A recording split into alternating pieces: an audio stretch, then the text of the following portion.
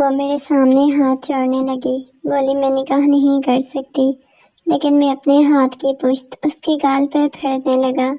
میں نے کہا میری جان، نکاح تو تمہیں کرنا پڑے گا، میں آج تمہیں بخشنے کے موڈ میں نہیں ہوں، سوچ لو تم نے کیا فیصلہ کرنا ہے، نکاح کے بعد سب کچھ کرنا ہے یا بنا نکاح کے۔ اس نے نکاح نامہ دور پھینک دیا اور میں نے اسے اپنے حصار میں لے کے بنا نکاح کے ہی اس کے ساتھ سائن کرو جلدی سے، میں یہ نکاح نہیں کرنا چاہتی۔ لیکن میں نے یہ سن کر اپنے ہاتھ کی پشت اس کے رخسار پر پھیرنی شروع کی، کہنے لگا ایسے کیسے ہو سکتا ہے جانے من، دیکھو نا نکاح تو کرنا پڑے گا، اور سائن نہیں کرو گی تو پھر میں وہ سب کچھ کیسے کروں گا، میں تمہیں آج چھوڑنے کے موڈ میں بالکل نہیں ہوں، اچھی طرح سے سوچ لو تمہیں اپنے بارے میں کیا فیصلہ کرنا ہے، نکاح کے بعد سب کچھ کرنا ہے یا بنا نکاح کے۔ اس نے مجھے تعجب سے دیکھا اور نفی میں سر ہلانے لگی۔ میں اس کے قریب ہو گیا، اس کے کان کے پاس جا کر کہا نکاح کرو، کیونکہ میں نے کبھی کسی لڑکی کو اس کی اجازت کے بغیر بے حجاب نہیں کیا۔ وہ رونے لگی، اس نے نکاح نامہ دور پھینکا اور روتے ہوئے مجھے خود سے دور کرنے لگی، لیکن میرے جذبات بھڑک اٹھے تھے۔ میں نے ایک لمحہ ضائع کیے بغیر اس لڑکی کے اوپر، میں نے اس کو اپنی کزن کی سالگرہ میں دیکھا تھا۔ میرا شمار کافی ہینڈسم نوجوانوں میں ہوتا تھا، لیکن میں اتنا ہی مغرور اور گھمنڈی قسم کا تھا، لڑکیوں سے سیدھے منہ بات بھی نہیں کرتا تھا۔ شمائلہ کا دور کا کزن تھا۔ انجل خود بھی بے حد خوبصورت تھی۔ وہاں بہت سے نوجوان تھے جن کی نظر انجل سے دوستی کرنے کے خواہاں تھے، لیکن وہ کسی کی طرف نظر پھڑ کر بھی نہیں دیکھتی تھی، کیونکہ وہ جانتی تھی وہ ان لوگوں کی ہم پلہ نہیں ہے۔ سالگرہ چل رہی تھی، انجل نے شمائلہ کو تحفہ دیا، کھانا بھی شروع نہیں ہوا تھا، وہ واپس جانے کی ضد کرنے لگی۔ شمائلہ کہنے لگی یار کیا مسئلہ ہے تمہارے ساتھ، میں تمہیں اپنے ڈرائیور کے ساتھ چھڑوا دوں گی، کل ابھی تو تم نے کھانا بھی نہیں کھایا، دیکھا بھی نہیں کچھ تم نے۔ وہ کہنے لگی کوئی بات نہیں شمائلہ، مجھے بھوک نہیں ہے، ویسے بھی ٹائم بہت زیادہ ہو گیا ہے، میرا گھر بھی بہت دور ہے۔ شمائلہ کہنے لگی میں تمہیں اپنے ڈرائیور کے ساتھ بھجوا دوں گی، لیکن وہ کہنے لگی نہیں میں چلی جاؤں گی، ویسے بھی میرے پاپا نے مجھے زیادہ دیر رکنے سے منع کیا ہے۔ مگر شمائلہ کو اس کے رکنے پر اصرار کرنے لگی، بار بار اس کے موبائل پہ اس کے والد کی کال آ رہی تھی اور حال میں کافی شور تھا۔ وہ حال سے باہر نکلی اور اپنے موبائل کو کان سے لگائے بابا سے بات کرنے لگی۔ وہ کہنے لگی جلدی پہنچو بیٹا، ٹائم دیکھو کیا ہو رہا ہے، اگر میری طبیعت ٹھیک ہوتی تو میں خود تمہیں لینے آ جاتا۔ وہ کہنے لگی آپ پریشان نہ ہو، بس میں پہنچ جاؤں گی۔ شمائلہ نے جب دیکھا کہ انجل اسے حال میں نظر نہیں آ رہی تو اسے ڈھونڈتے ہوئے ہال سے باہر نکل آئی۔ سامنے ہی وہ فون پر اپنے والد سے بات کر رہی تھی۔ شمائلہ کہنے لگی یہ کیا بدتمیزی ہے یار، اتنی مشکل سے اتنا اصرار کر کے میں نے تمہیں یہاں بلایا ہے اور تمہیں جانے کی اتنی جلدی ہے، ابھی تک ٹھیک سے پارٹی بھی نہیں ہوئی۔ انجل کہنے لگی سمجھنے کی کوشش کرو شمائلہ، میں تمہاری محبت میں اس سالگرہ میں آئی ہوں، ورنہ تم جانتی ہو مجھے زیادہ کہیں آنا جانا پسند نہیں۔ 9 بج رہے ہیں، اس وقت مجھے کوئی بھی آسانی سے سواری مل جائے گی۔ جہاں وہ تھی وہاں زیادہ تر بنگلے بنے ہوئے تھے، مین روڈ بھی یہاں سے کافی دور تھا، اسے ٹیکسی نہیں ملتی۔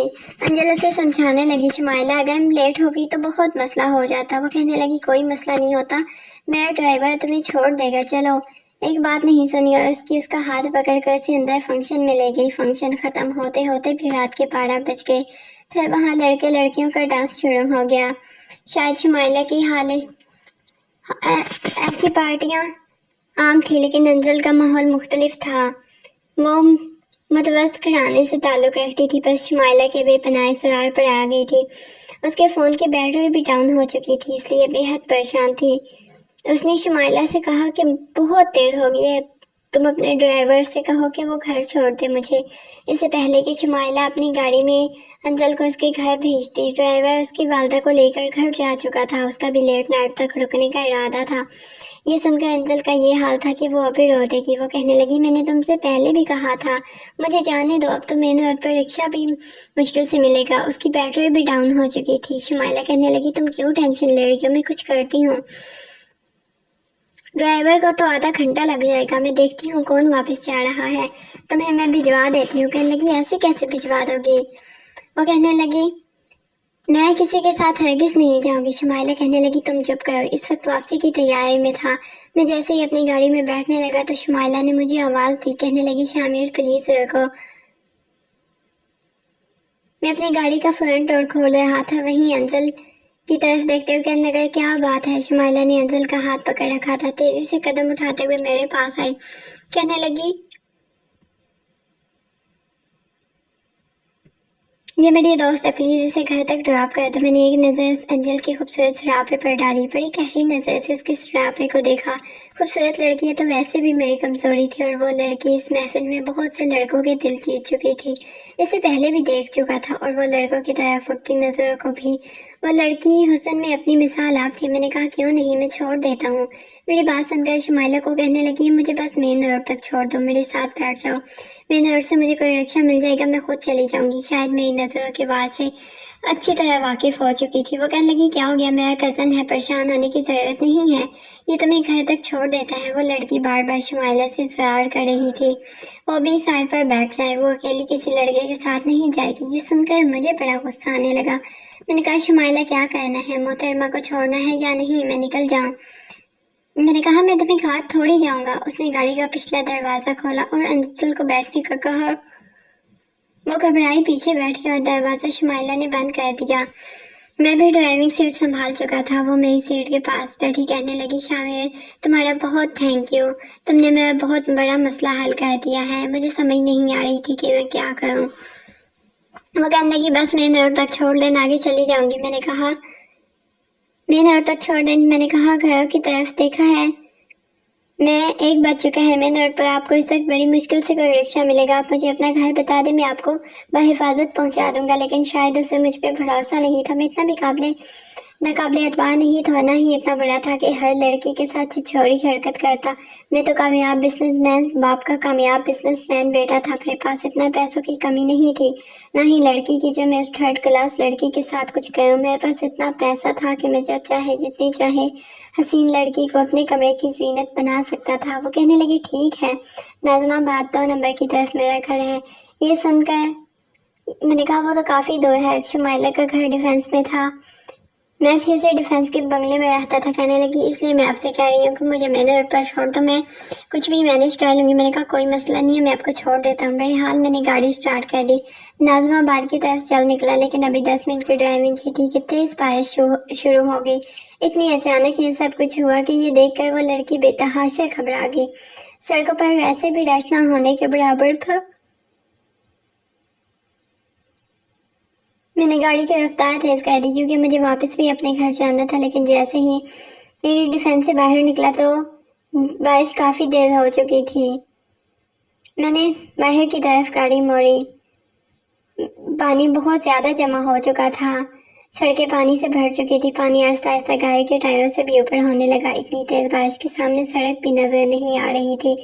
मैं बार बार गाड़ी स्टार्ट कर रहा था लेकिन शायद इंजन में पानी जा चुका था, गाड़ी स्टार्ट नहीं हो रही थी। बारिश यूं ही रो रही थी जैसे पता नहीं आज सब कुछ डुबो देगी। मैं बेतहाशा परेशान हो चुका था। इस पर वो लड़की मेरी जान का अजाब बनी हुई बार बार कहे जा रही थी गाड़ी क्यों नहीं चला रहे, नजर नहीं आ रहा, बारिश तेज हो चुकी है, ऊपर से आप कराची के थर्ड क्लास इलाके में रहती हैं, मेरी गाड़ी के इंजन में पानी जा चुका है। मैं सख्त लहजे में बोला, मैं खुद तंग आ चुका था। कहने लगी मैं जानती हूँ आप सब लड़कों का यही मसला होता है, जो इंसान सड़क पे गाड़ी खड़ी करके बहाने बनाते हैं। मैंने आपसे कहा था मुझे मेन रोड पर छोड़ दो, मैं चली जाऊंगी। उसकी बात पर तो जैसे मेरे तन बदन में आग लगी। समझती क्या थी खुद को, ये क्या था, कैसे नजर नहीं आ रहा था कि इतनी तेज बारिश हो रही है। मैंने कहा ठीक है मोहतरमा, गाड़ी उतरें, गाड़ी से पकड़ें रिक्शा और अपने घर चली जाएं। मेरा ये कहना था कि उसने पिछली नशिस्त का दरवाजा खोला और पूरी कुव्वत से बंद किया जैसे उसके बाप की गाड़ी हो। मैंने कहा ये लड़की आराम से दरवाजा नहीं बंद कर सकती थी, तुम्हारे बाप के पैसों की गाड़ी नहीं है। ये मेरा कहना था कि उसने फ्रंट सीट के शीशे से अंदर झांका और देखा। कहने लगी ये बात पैसों की नहीं, अगर मेरे बाप के पैसे की होती तो इतनी जोर से बंद ना करती। वो बड़े गुस्से में थी। ये कहकर मुझे हैरान करते اس نے کچھ قدم آگے بڑھائے تھے کہ اسے ایک رکشہ نظر آیا۔ اس نے ہاتھ کے اشارے سے رکشے کو روکا۔ رکشے میں بیٹھ گئی۔ وہ تو جا چکی تھی لیکن میں مصیبت میں پڑ چکا تھا۔ میں نے اپنے موبائل سے واٹس ایپ کال کی، وہاں پر مکینک کو بلایا، گاڑی ٹھیک کروائی، دھکا لگوایا، بڑی مشکل سے 3 بجے گھر پہنچا۔ غصے سے میرا برا حال ہو چکا تھا۔ ایک تو 2 ٹکے کی لڑکی، اوپر سے اتنا غرور اور گھمنڈ، ذرا دماغ نہیں تھا اس میں۔ میں تو دماغ کھول کے رہ گیا تھا۔ بہرحال 1 ہفتے تک میں اس لڑکی کو بھول چکا تھا۔ میرے والد نے کچھ انٹرویو کے لیے لڑکیاں بھجوائی تھی تاکہ اچھا کچھ سیکٹر پرسنل سیکٹر رکھے جائیں۔ مجھ سے کہنے لگے میں نے کافی لڑکیوں سے انٹرویو لے لیا ہے، ان میں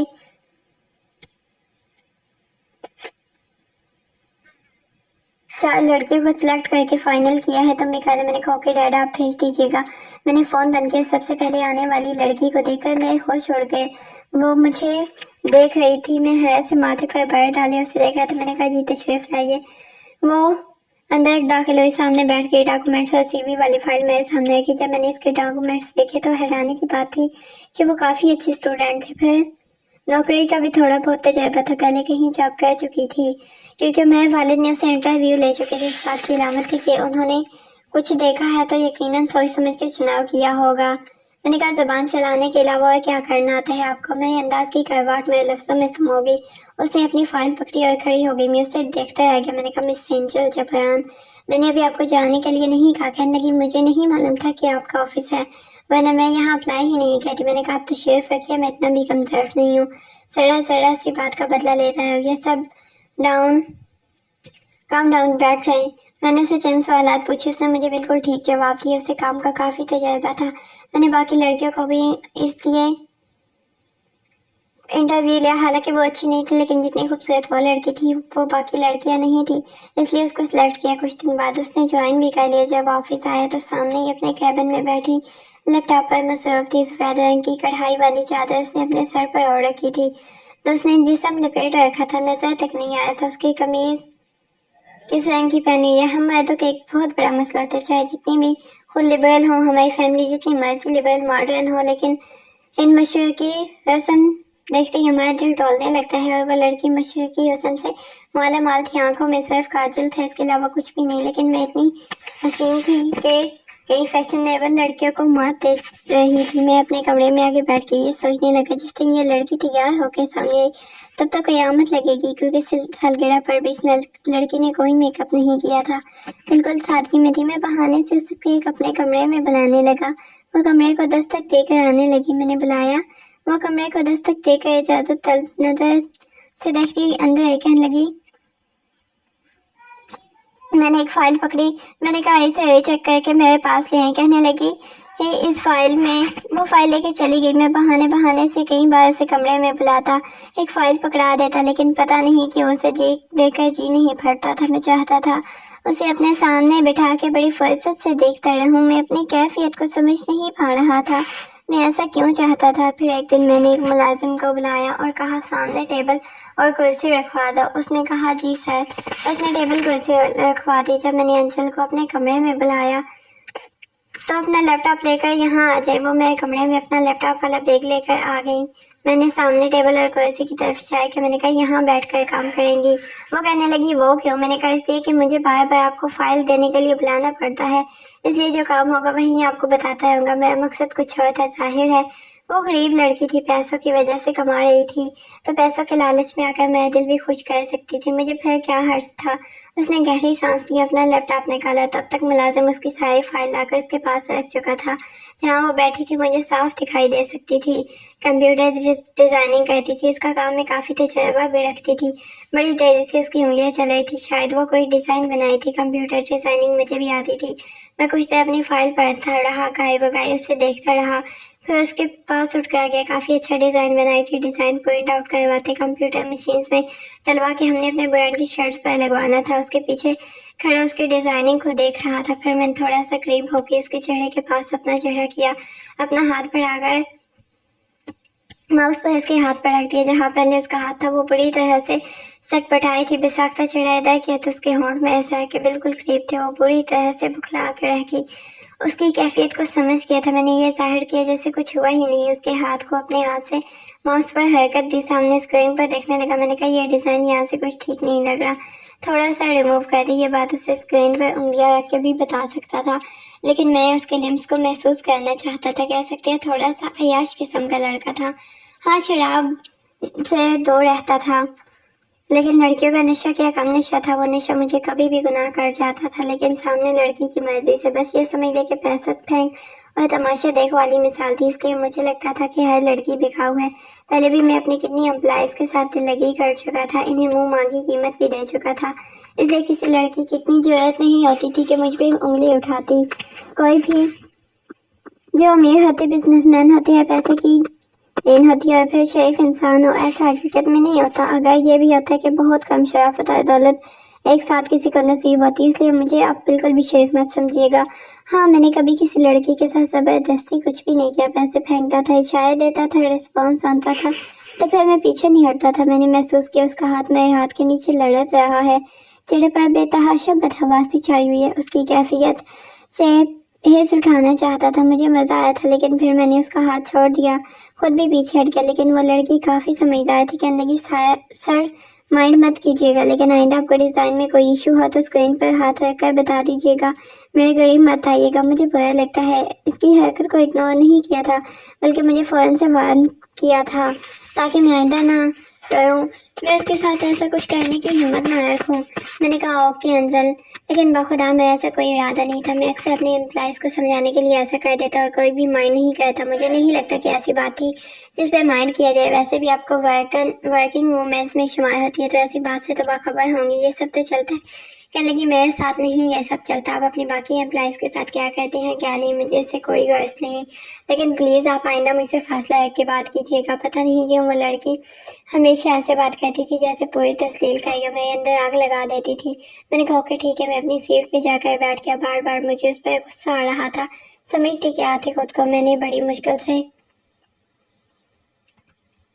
خود کو ٹھیک کیا، شاید اندر ہی اندر یہ برداشت نہیں ہو رہی تھی کہ ایک مڈل کلاس لڑکی معمولی سی لڑکی ہو کے مجھے یوں نخرے دکھا رہی تھی۔ ایسے نخرے تو مجھے کبھی میری کلاس کی لڑکیوں نے نہیں دکھائے تھے۔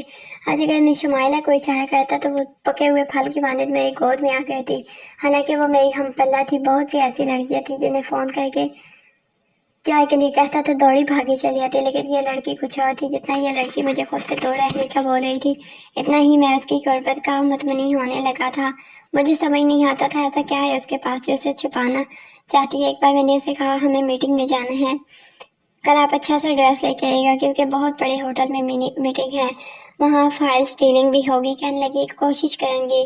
یہ کیا؟ وہ سوچ میں پڑ گئی۔ میں نے کہا اگر پیسوں کا ایشو ہے تو میں چیک کاٹ کے دیتے تو۔ کہنے لگی نہیں ایسی بات نہیں ہے، میں مینیج کر لوں گی۔ میں نے کہا آپ کو اندازہ تو ہے نا بڑے بڑے ہوٹلس میں ڈیلنگ کیسے ہوتی ہے، تمام ممبرس کا خیال رکھنا پڑتا ہے۔ دیکھیں انسان کا لباس ایسی ڈیلنگ میں بہت اہمیت رکھتا ہے، اس کی باتیں یا اس کا لہجہ کتنا پر اعتماد ہے وہ یہ دیکھا جاتا ہے پہلی نظر اس کے بظاہر پر پڑتے۔ آئی تھنک آپ سمجھ سکتی ہیں جو میں کہنا چاہتا ہوں۔ میری بات سن کے وہ خاموش ہو گئی، پھر کہنے لگی سر میرا جانا ضروری ہے کیا؟ میں نے کہا جی ہاں بالکل، آپ کا جانا بہت ضروری ہے کیونکہ ڈیزائن آپ کر رہی ہیں، اس کے ساتھ بات کریں گی۔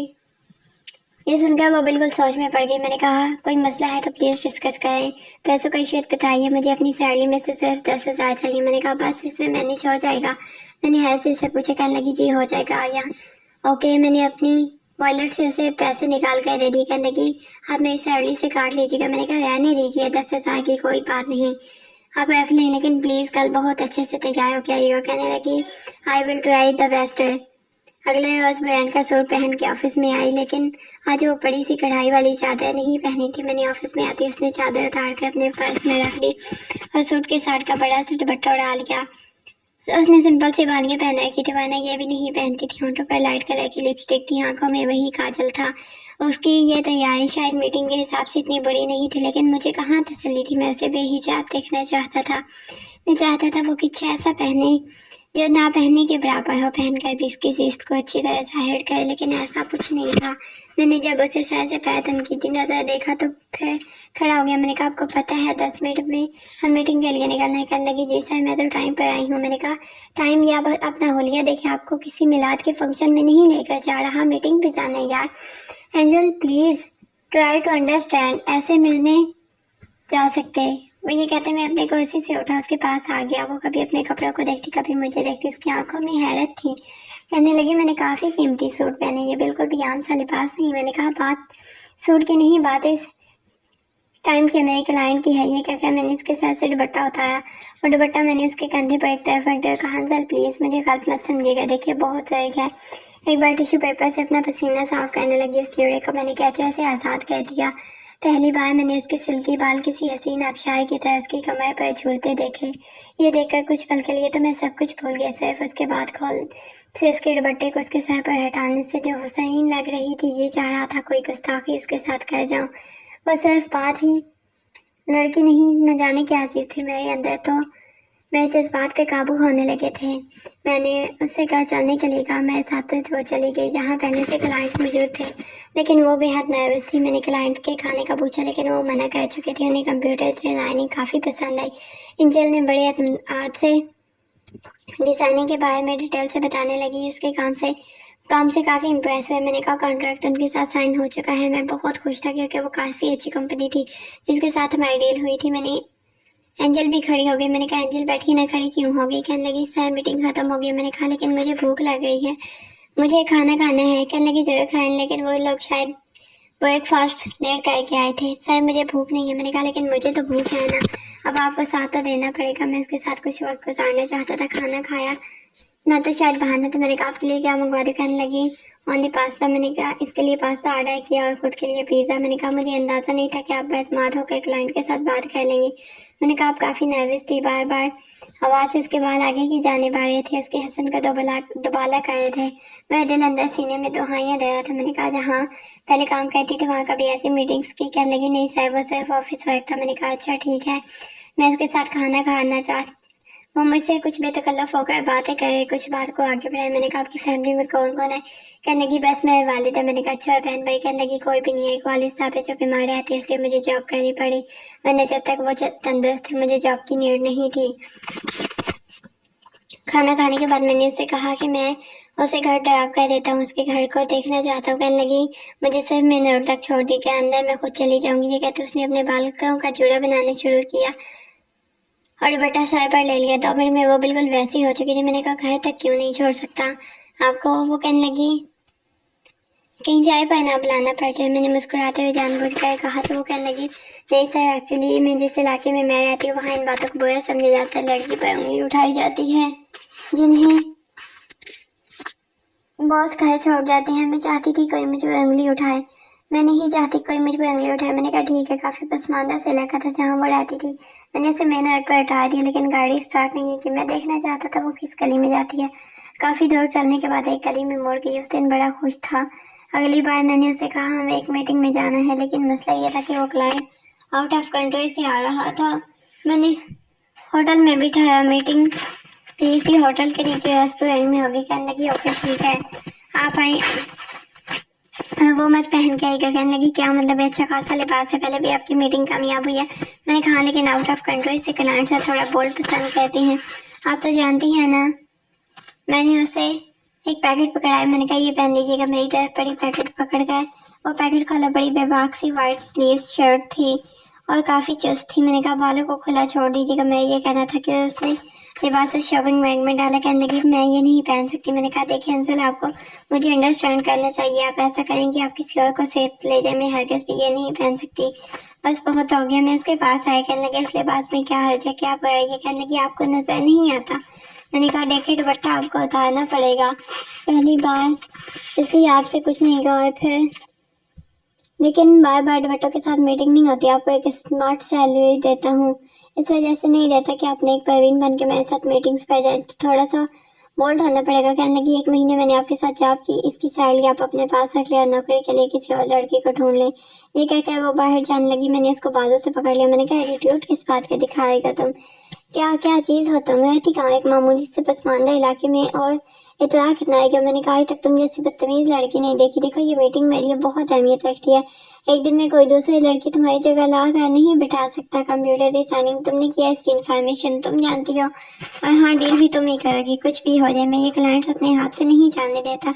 यदि शराफत से पहन के होटल में पहुंच जाना। मैं अपने बड़े गजबनाक लहजे में कहा, लेकिन एक जोरदार थप्पड़ उस लड़की ने मेरे मुंह पर मारा। वो अपना बाजू छुड़ा कर कहने लगी आपकी हिम्मत कैसे हुई मुझसे इस लहजे में बात करने की? काम करती हूँ, उसके पैसे लेती हूँ, अपने आप को दिखाने के पैसे नहीं लेती। मैं ऐसी बेपर्दगी क्यों करो? क्या समझा? एक बार ने पैसा से दुपट्टा उतार दिया, अपने बालों को खोल दिया तो आपने समझा बस ठीक है, अब खुली छुट्टी। याद रखिएगा मिस्टर, अगर आइंदा मुझे यूँ धमकाने की, याद लगाने की कोशिश की तो मैं मुंह तोड़ कर रख दूंगी। लानत भेजती हूँ मैं आपकी नौकरी पर, अपनी सैलरी पर। अपने पास रख लीजिए, अपना नुकसान पूरा कर दीजिए। ये कहकर उसने अपना पर्स उठाया और वहां से चली गई। मेरा गाल तो जैसे सुलग कर आ गया था। थप्पड़ मेरे मुंह पर पड़ा, लेकिन उसकी छाप मेरे दिल पर जा लगी। मैंने कहा, छोड़ूंगा नहीं तुम्हें। शाह मेरे मर्तजा को तुमने समझ के आ गए। अंजल जबरान शाह, मेरा का वादा है तुम्हें अपने सामने घुटना टेकने पे मजबूर नहीं किया, और अपने थप्पड़ का तुमसे बदला नहीं लिया तो मेरा नाम बदल देना। उसने पेपर्स उठाया, जोर से जमीन पे फेंक दिया।